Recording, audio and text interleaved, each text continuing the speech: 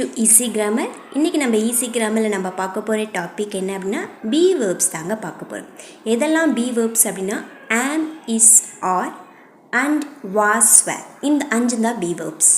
இதில் ஆம், is, R நம்ம ப்ரெசன்ட் டென்ஸ்க்கும் வாஸ், வேர் நம்ம பாஸ்ட் டென்ஸ்க்கு யூஸ் பண்ணுவோம். அதாவது எந்த மாதிரி வாக்கியம் அமைக்கும் போது நம்ம யூஸ் பண்ணுவோம் அப்படின்னா refers to the state of being. அதாவது ஒரு நபரோ ஒரு பொருளோ என்ன நிலையில் இருக்குதுன்னு அந்த நிலையை குறிக்கும் போது தான் நம்ம am, is, are, was, were use பண்ணி பேசுவோம். அதாவது ஒரு பொருள் அல்லது ஒரு நபர் தற்போது என்ன நிலையில் இருக்குது, அட் ப்ரெசண்ட்டில் என்ன நிலையில் இருக்குது அப்படின்னு பேசும்போது ஆம், இஸ், ஆர் யூஸ் பண்ணுவோம். ஒரு பொருள் அல்லது ஒரு நபரோ பாஸ்டில் என்ன நிலையில் இருந்துச்சு அப்படின்னு பேசும்போது வாஸ், வேர் யூஸ் பண்ணி பேசுவோம். இப்போ இந்த சென்டென்ஸ் பாருங்கள். நான் ஆசிரியராக இருக்கிறேன். நான் என்னவாக இருக்கிறேன்? ஆசிரியராக இருக்கிறேன் அப்படின்னு சொல்லிட்டு நான் என்ன நிலையில் இருக்கிறேன் அப்படின்னு சொல்லியிருக்கேன். இந்த இடத்துல தான் நம்ம ஆம், இஸ், ஆர் யூஸ் பண்ணுவோம். இப்போ எப்படி சென்டென்ஸ் மேக் பண்ணோன்னா ஐ எம் ஏ டீச்சர் அப்படின்னு நம்ம சொல்லுவோம். இங்கே ஆம் அப்படிங்கிறதா பிஓ. அதில் தமிழில் என்ன மீனிங் அப்படின்னா அதுக்கு இருக்கிறேன் அப்படின்னு நான் சொல்லியிருக்கேன் இல்லையா, அது அந்த வேர்டுக்கு தான் நம்ம ஆம் யூஸ் பண்ணுவோம். அதாவது நான் ஆசிரியராக இருக்கிறேன் அப்படிங்கிற வேர்டு தான் நம்ம ஆம் அப்படின்னு யூஸ் பண்ணியிருக்கோம். நான் அப்படின்னா ஐ அப்படின்னு நம்ம ஆங்கிலத்தில் சொல்லுவோம். அதுதான் சப்ஜெக்ட்.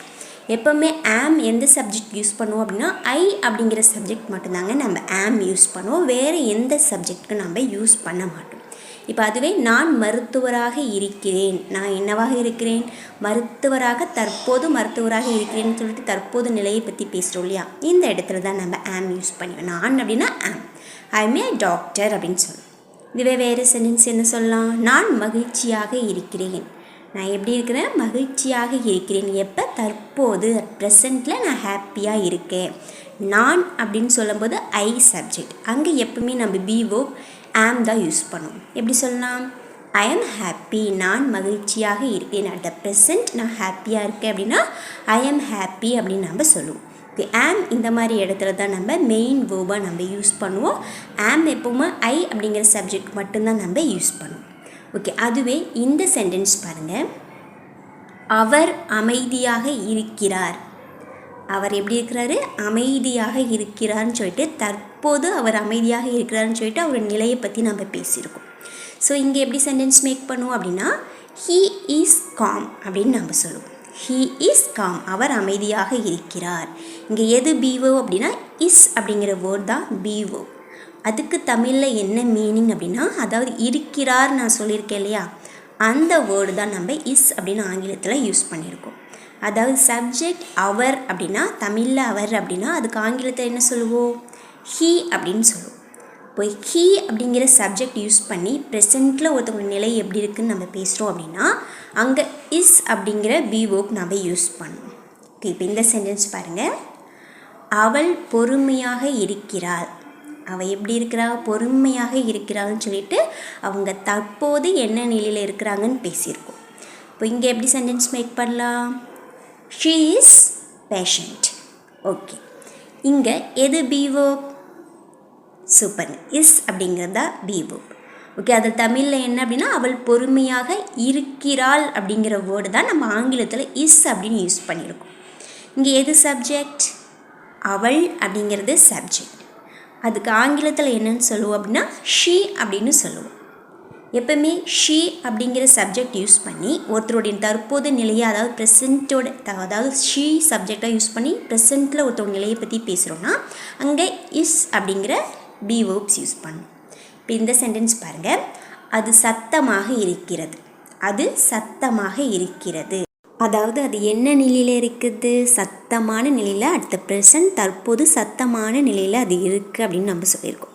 இப்போ இங்கே எப்படி சென்டென்ஸ் மேக் பண்ணால் இட் இஸ் நாய்ஸி. அது சத்தமாக இருக்கிறது. அதாவது இங்கே எது பிஓப்னா இஸ். அதாவது தமிழில் நான் அங்கே சென்டென்ஸ் யூஸ் பண்ணியிருக்கோம் இல்லையா, அது சத்தமாக இருக்கிறது அப்படின்னு நம்ம சொல்லியிருக்கேன் இல்லையா, அந்த வேர்டு தான் நம்ம ஆங்கிலத்தில் இஸ் அப்படின்னு பிஓப்ஸாக இங்கே நம்ம யூஸ் பண்ணியிருக்கோம். இதில் சப்ஜெக்ட் எது அப்படின்னா அது அப்படிங்கிறதாங்க சப்ஜெக்ட். அது ஆங்கிலத்தில் என்னன்னு சொல்லுவோம் அப்படின்னா இட் அப்படின்னு நம்ம சொல்லுவோம். அப்போ இட் அப்படிங்கிற சப்ஜெக்ட் யூஸ் பண்ணி ஒரு பொருளுடைய தற்போது நிலையை பற்றி நம்ம பேசுகிறோம் அப்படின்னா அடுத்த ப்ரெசண்ட்டில் ஒரு பொருளோட நிலையை நம்ம இட் அப்படிங்கிற சப்ஜெக்ட் வச்சு பேசுகிறோம் அப்படின்னா அங்கே பிஓப் இஸ் யூஸ் பண்ணும். இப்போ இஸ் எங்கே யூஸ் பண்ணுவோம் அப்படின்னா ப்ரெசண்ட்டில் ஒருத்தவங்களுடைய நிலையை பற்றி பேசும்போது இஸ் யூஸ் பண்ணுவோம். எந்த சப்ஜெக்ட்லாம் யூஸ் பண்ணுவோம் நீங்கள் கிளியராக அண்டர்ஸ்டாண்ட் பண்ணிப்பீங்களே. எந்த சப்ஜெக்ட்லாம் யூஸ் பண்ணுவோம்? He, she, it. இந்த சிங்குலர் சப்ஜெக்ட்க்கு அப்புறம் தான் நம்ம இஸ் யூஸ் பண்ணுவோம். ஓகே, நெக்ஸ்ட் இந்த சென்டென்ஸ் பாருங்கள். ஓகே, இந்த சென்டென்ஸ் பாருங்கள். அவர்கள் கோபமாக இருக்கிறார்கள். தற்போது தான் அட் த ப்ரெசண்ட்டில் அவங்க எல்லாரும் கோபமாக இருக்கிறாங்க அப்படின்னு சொல்லிட்டு அவங்க நிலையை பற்றி பேசுகிறோம். இதை எப்படி ஆங்கிலத்தில் சொல்லுவோம் அப்படின்னா தே ஆர் ஆங்க்ரி அப்படின்னு நம்ம சொல்லுவோம். ஓகே, இங்கே எது பி வேர்ப் அப்படின்னா ஆர் அப்படிங்கிறது தான் பி வேர்ப். ஆர் அப்படிங்கிறது தான் பி வேர்ப். அதாவது என்ன மீனிங் தமிழில் இதுக்கு என்ன மீனிங் அப்படின்னா இந்த சென்டென்ஸில் இருக்கிறார்கள் அப்படின்னு நம்ம சொல்லியிருக்கோம் இல்லையா, அந்த இருக்கிறார்கள் நம்ம தமிழில் யூஸ் பண்ணியிருக்கிறது தான் ஆங்கில ஆர் அப்படின்னு பி வேர்பாக யூஸ் பண்ணியிருக்கோம். இப்போ இதில் அவர்கள் அப்படிங்கிற சப்ஜெக்ட் ஆங்கிலத்தில் என்னென்னு சொல்லுவோம்னா தே அப்படின்னு சொல்லுவோம். தே அப்படிங்கிறது ப்ளூரல். எப்பவுமே ப்ளூரல் சப்ஜெக்ட்க்கு அப்புறம் ஆர் தான் நம்ம யூஸ் பண்ணுவோம்.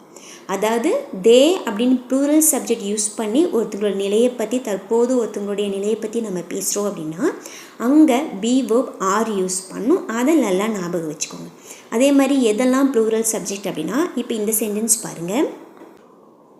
நாங்கள் மகிழ்ச்சியாக இருக்கிறோம்.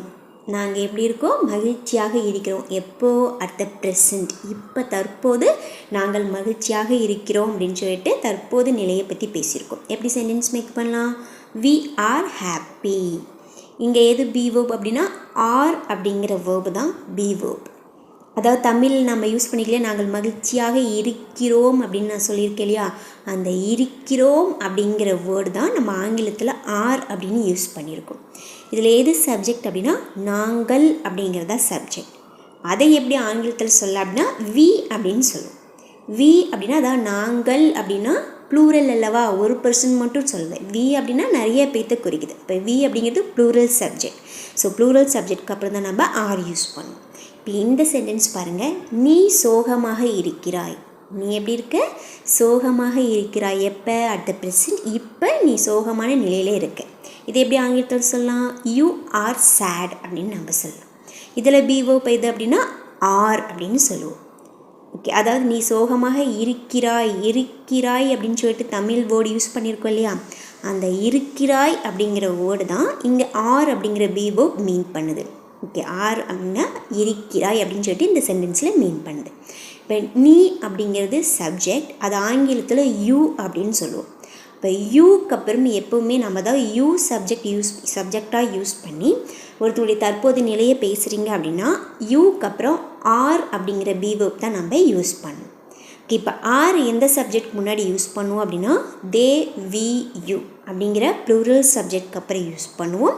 அதாவது இப்போ நம்ம பார்த்த 3 பி வேர்ப்புமே, அதாவது ஆம், இஸ், ஆர், இது மூணுமே தற்போது ப்ரெசண்ட்டில் ஒருத்தவங்க நிலையை பற்றி பேசும்போது நம்ம யூஸ் பண்ணுவோம். அதில் ஆம், ஐ அப்படிங்கிற சப்ஜெக்ட்க்கு மட்டும், அதாவது நான் அப்படின்னு சொல்லிட்டு பேசும்போது மட்டும் நம்ம ஐ யூஸ், அதாவது ஆம் அப்படிங்கிற பி வேர்ப் யூஸ் பண்ணுவோம்.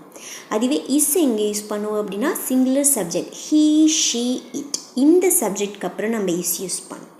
அதுவே ஆர் எங்கே யூஸ் பண்ணுவோம் அப்படின்னா இப்போ தான் பார்த்தோம் இல்லையா, ப்ளூரல் சப்ஜெக்ட், அதாவது தே, வி, யூ அப்படின்னு சொல்லிட்டு ப்ளூரல் சப்ஜெக்ட்க்கு அப்புறம் நம்ம ஆர் யூஸ் பண்ணுவோம். ஓகே, அப்போ வாஸ், வேர் எங்கே யூஸ் பண்ணுவோம் அதுதான் நம்ம நெக்ஸ்ட்டு பார்க்க போகிறோம். பார்க்கலாமா? ஓகே, இப்போ இந்த சென்டென்ஸ் பாருங்கள். நான் பசியாக இருந்தேன். நான் பசியாக இருந்தேன், இப்போ இல்லை, பாஸ்டில் நான் பசியாக இருந்தேன். அதாவது பாஸ்டில் நான் பசியான நிலையில் இருந்தேன் அப்படின்னு சொல்லிட்டு நான் சொல்லியிருக்கேன். இப்போ இதை எப்படி ஆங்கிலத்தில் சொல்லுவோம் அப்படின்னா ஐ வாஸ் ஹங்க்ரி. வாஸ் அப்படிங்கிற பி வேர்ப் பாஸ்ட் டென்ஸ்க்கு, அதாவது பாஸ்டில் நம்ம என்ன நிலையில் இருந்தோம்னு சொல்லும்போது தான் நம்ம வாஸ் யூஸ் பண்ணுவோம். அந்த வாஸ் அப்படிங்கிறதுக்கு தமிழ் மீனிங் என்ன அப்படின்னா இந்த சென்டென்ஸில் இருந்தேன் அப்படின்னு நான் சொல்லியிருக்கேன் இல்லையா, நான் பசியாக இருந்தேன் அப்படின்னு சொன்னது தான் நம்ம வாஸ் யூஸ், அந்த மீனிங் தான் நம்ம வாஸ் யூஸ் பண்ணியிருக்கோம். இந்த சப்ஜெக்ட் எது அப்படின்னா நான், அது ஆங்கிலத்தில் ஐ அப்படின்னு சொல்லுவோம். ஐ யூஸ் பண்ணி, ஐ அப்படிங்கிற சப்ஜெக்ட் யூஸ் பண்ணி ஒருத்தவங்களுடைய நிலையை பாஸ்டில் ஒருத்தவங்களுடைய நிலையை பற்றி பேசுகிறோம் அப்படின்னா அங்கே வாஸ் யூஸ் பண்ணுவோம். இப்போ இந்த சென்டென்ஸ் பாருங்கள். அவன் சுறுசுறுப்பாக இருந்தான். அவன் சுறுசுறுப்பாக இருந்தான், இப்போ இல்லை, பாஸ்டில் அவன் சுறுசுறுப்பான நிலையில் இருந்தான் அப்படின்னு பேசியிருக்கோம். அப்போ எப்படி சென்டென்ஸ் சொல்லலாம்? He was active. ஆக்டிவ், அதாவது he was active in the past not at the present. இப்போ பாஸ்ட், அதாவது சுறுசுறுப்பாக இல்லை, பாஸ்டில் அவன் ஆக்டிவாக இருந்திருக்கான். ஸோ இங்கே பி ஃபார்ம் வேர்ப் நம்ம வாஸ் யூஸ் பண்ணியிருக்கோம். அதுக்கு என்ன, அதாவது அவன் சுறுசுறுப்பாக இருந்தான் அப்படின்னு சொல்லியிருக்கோம் இல்லையா, அந்த இருந்தான் அப்படிங்கிற வேர்டு தான் வாஸ் இந்த சென்டென்ஸில் மீன் பண்ணுது. இங்கே எது சப்ஜெக்ட் அப்படின்னா அவன் அப்படிங்கிறதா சப்ஜெக்ட். ஆங்கிலத்தில் ஹீ அப்படின்னு சொல்லுவோம். இப்போ ஹீக்கு அப்புறம் தான் நம்ம வாஸ் அப்படிங்கிற சப்ஜெக்ட் யூஸ் பண்ணுவோம்.